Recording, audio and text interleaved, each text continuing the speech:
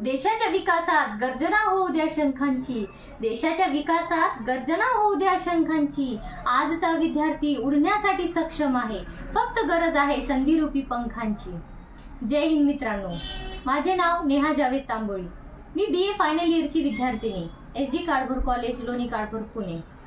आज मी एका खूपच महत्त्वपूर्ण विषयावर माझे विचार मांडणार आहे, जे आपल्या प्रत्येक देशवासीला जाणून व समजून घेणे आवश्यक आहे।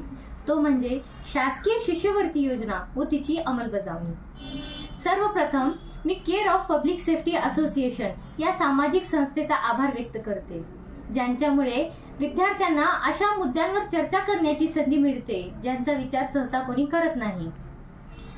शिक्षण हा सर्वांचा मूलभूत हक्क आहे।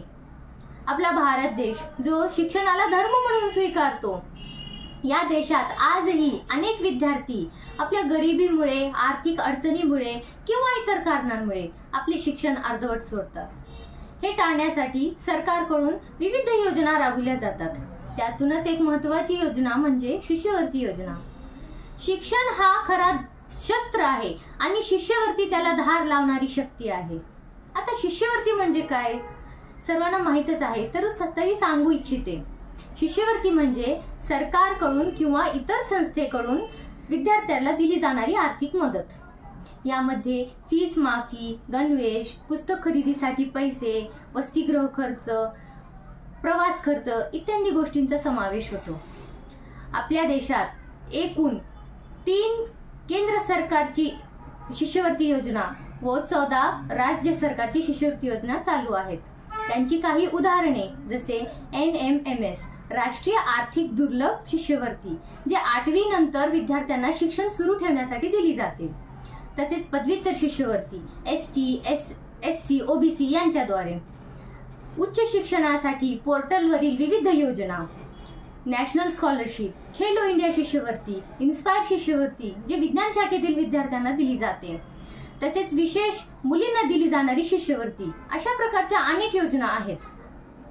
या योजनेचा मुख्य उद्दिष्ट काय तर आर्थिक दुर्लभ घटकातील विद्यार्थ्यांना मदत करणे आणि गुणवंत विद्यार्थ्यांना प्रोत्साहन देणे, शिक्षण सोडणाऱ्या विद्यार्थ्यांचे प्रमाण कमी करणे आणि विशेष समाजात शिक्षणाची एकरूपता, एक समानता प्रस्थापित करणे।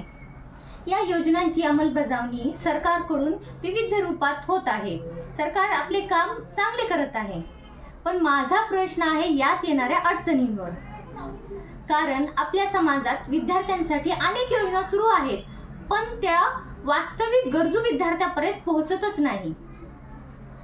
जो विद्यार्थी या योजना प्राप्त करू शकत नाही त्याचा आत्मविश्वास कमी होतो। काही योजना विशेष वर्गातील विद्यार्थ्यांना लाभ देत असल्यामुळे सर्वांना समान संधी मिळत नाही।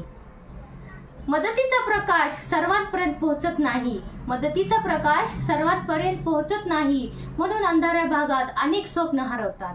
असाच काही प्रकार चालू आहे आपल्या देशात। याचे मुख्य कारणे काय तर विद्यार्थ्यांना शाळेतून किंवा पोर्टलच्या माध्यमातूनही या अर्जाची पूर्ण माहिती मिळत नाही।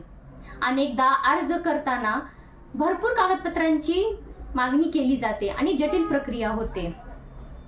काही थोड्या चुकांमुळे अर्ज नाकारले जातात, तर काही ठिकाणी अर्ज प्रक्रियेत भ्रष्टाचार किंवा चुकीची पात्रता दाखवली जाते, ज्याचा मुख्य परिणाम होतो गरजू विद्यार्थी याचा लाभ घेऊ शकत नाही। तर काही पात्र विद्यार्थ्यांना निधी उशिरा मिळतो। या सर्व कारणांमुळे विद्यार्थीमध्ये निराशा निर्माण होते। मित्रांनो, शासकीय शिष्यवृत्ती योजना ही चांगली आहे, पण त्याच्या अंमलबजावणीत अजून काही सुधारणा करण्याची आवश्यकता आहे। फक्त योजना चालू करून संपवायची एवढंच का नाही, तर ते खरी गरजू विद्यार्थीपर्यंत पोहोचती का हे पाहणे सुद्धा आवश्यक आहे। त्यासाठी ऑनलाईन किंवा ऑफलाईन अर्ज प्रक्रिया सोपी आणि जलद व्हावी, यावर शासनाने जास्त लक्ष दिले पाहिजे। तर निधी वेळेवर वितरित व्हावा, तसेच महत्त्वाचं तक्रार निवारण प्रणाली ही असावी। तर हे जे शिष्यवृत्ती योजना आहे ते फक्त आर्थिक सहाय्यता देत नाही, तर विद्यार्थ्यांमध्ये त्यांच्या भविष्याची एक विश्वासाची किरण जागते।